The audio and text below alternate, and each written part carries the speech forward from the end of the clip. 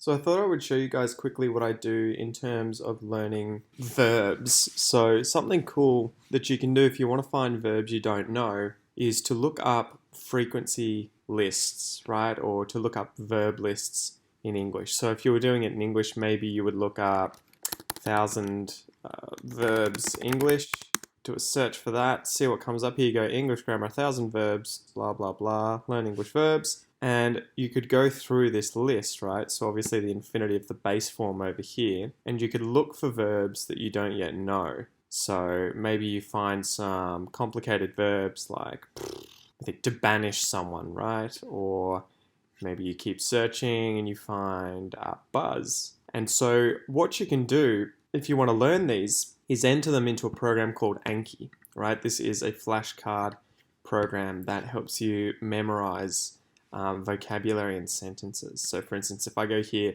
I have this deck that I've created for Portuguese. So if I click study now, the sentence that I want to practice comes up, and I have a word here in English and I have to think of the translation in Portuguese. Okay, so tentaram me envolver na fuga delas. That is envolver. They tried to involve me in their escape. Okay, so I got it right. This is what it would look like. Actually, first, if I get it correct, I click the button down here based on how easy or difficult I thought it was. So if it was really hard and I got it wrong, I'd click again and I would see it again in 10 minutes or so. And if it was really easy, I would click easy and I would see this again in 13 days. Okay, so this is a really good program for learning new vocabulary, and the vocab you find easy, you'll see less often, in this case 13 days from now.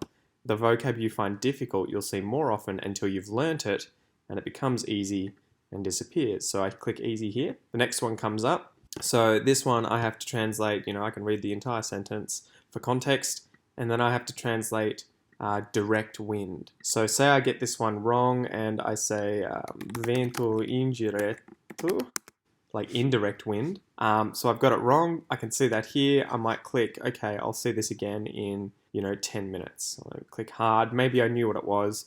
I found it difficult.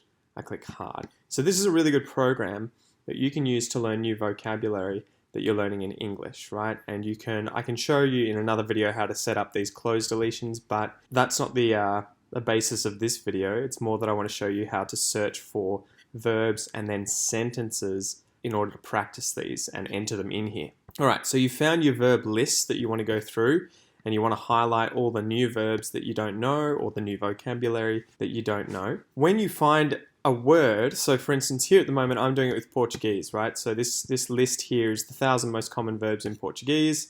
I think I got down to about 200 here, and I'm just sort of going down and looking for ones that I'm not familiar with, so here's another one that I'm not that familiar with. So I might copy that, I select it here and I click Command C, copy.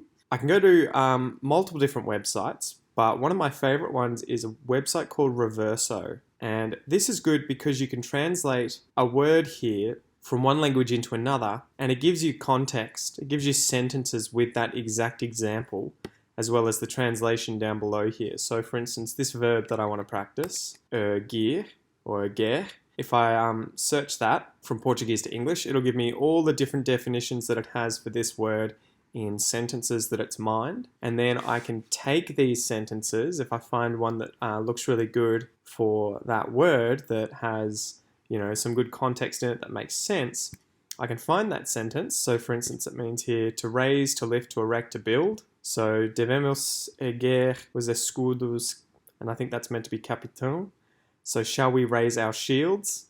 So I could be like, okay, this is a good example of a sentence that I want to learn, and I go over here to my deck, click on it, I go to add, type it in. I might change this, I don't know why that's got such a weird, and then I will type in the English word just to give me context, right? So to raise, or I could type in to lift here.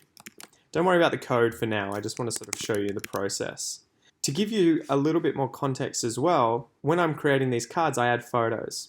So you could take this verb, and again, remember you're doing it obviously in English, and go to Google Images here, and then type that or just copy that verb in here to see what comes up. Okay, sometimes you get good results, sometimes you don't. See, these are all pretty obscure. Maybe I'll type in the context of raising your shields and see what it gives me. So still pretty obscure. All right, so maybe I'll type it in English this time. Raise shield. This should give me something. There you go. See, this is a really good picture, right? So you've got Captain America there. He's raising his shield up above his head. That gives me some good context here, so I can copy that in, and I'll have a good card here testing me on whether or not I can remember the word for to raise or to lift. Okay, and then I click add, and it's added. So that's what I'm currently doing to learn verbs in the infinitive form in Portuguese here to kind of fill out my vocabulary. And I use websites like Reverso. So again, you can use these websites. So you can say if you're any of these speakers of any of these languages here, you know, Arabic, German, Spanish, French, Hebrew, you can pair any of these languages up with English. But even if your native language isn't here, you can pick any other language and you'll still be able to find English sentences, right? You might not have the translation on the side in your native language, but you'll have English sentences with that word. So for example, if I typed in raise and I want that in English, I click there to switch it, I hit search. I'll see all these translations in Portuguese, but maybe I speak, you know, Hebrew and I have no interest in the Portuguese. I'll still see sentences here giving me context in English about how to use the verb to raise, right? So let's raise our boxes. A street where parents could raise their children. So there'll be many different sentences down here. Another good website for you to use, which will have more basic sentences, but actually has more languages, is a website called Tatoeba. So we'll get this to load up. So maybe we'll just use the same word here, raise. So we'll pick search sentences in, so we'll do it in English first. If I can type properly. And we'll translate it into Arabic, okay? Actually, we'll pick something that I can actually sort of more or less see. We'll go Bavarian. So we click search here. All right, no results. So there are some languages that may not have results. All right, so we'll pick something more common. What do we got? Catalan, okay? That should be a little bit more popular. We got 5 results here. She raised her hand. And here are 5 sentences that mean that. Please raise your hand before you speak. So this is another website you can use, and I think sometimes too, depending on how popular or common the word is, so if I type in the, and I pick a more common language as well, so maybe we'll pick Arabic, that'll be popular. You can actually get the audio for these words. There you go, look at that, 6,000 results. And if I scroll down, I wonder if any of these have audio. Can I hear it? If I click on any of this? Some of them, there we go, so open the window. Open the window. There you go, and it's a real voice. Open the window. Okay, and this has gone to all languages, so now it should show everything, but at least at the top we have it in English. So again, you could take the sentence from here, open the window, you could paste it into your Anki deck, and you could pick any of these words you're working on. Maybe you're working on open, click the close button here, and then type 2 dots, and then, I don't know, ouvrir. Maybe you want the French to open the window. So yeah, that's a really, really nifty way of learning new words and new verbs, okay? Now I want to show you what I would do for learning different tenses.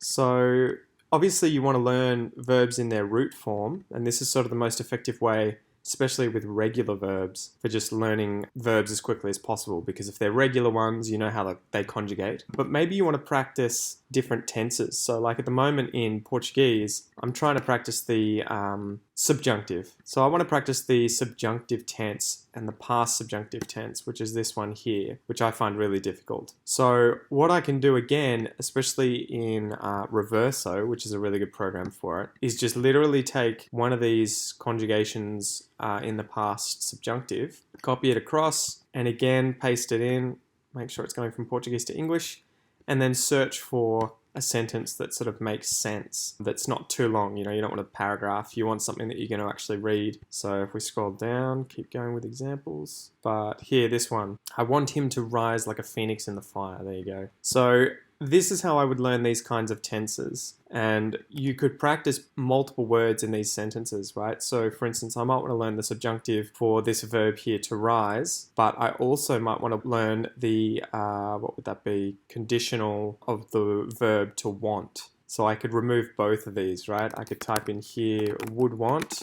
in English, and in the next one, when I enter this in, I could do it for the verb here, raised himself, and I have to practice the correct conjugation of these words. So for example, this might be really good if you want to do conditional sentences. Maybe if you want to do would have, okay, in English. He'll end up with a whole heap of these sorts of sentences. Joe would have never hurt those people unprovoked. You could probably find the more complicated ones. Let's do it with if I had. There we go, okay. So if I had, and they're obviously referring to something, looks like known. So if I had known, I wouldn't have touched it. So again, you could copy this over. Let's just fill that in for you so that you know the reference. Maybe you want to practice had known and conjugating it correctly with the past participle had as well as known. So you might type in here, I don't know what you would do it in another language, right? So you could do it in your mother tongue, right, in a translation here. And then after that, you could obviously practice this one as well with wouldn't have or wouldn't have touched. Again, I would go to the Google Images page here and try and find something. So like maybe don't touch. What's going to come up? Here you go. So like just a hand or copy image here, chuck that across, and then, you know, remove this part here, and you'll sort of use this image as a way of helping you remember the context of this sentence. So hopefully this has helped. These are the sort of tools that I use at the moment for trying to improve my vocabulary, as well as my ability with the conjugation of different verbs in different tenses in a foreign language, and you can do this with English, okay? So if you have any questions, feel free to ask in the comments below, but I hope it helped.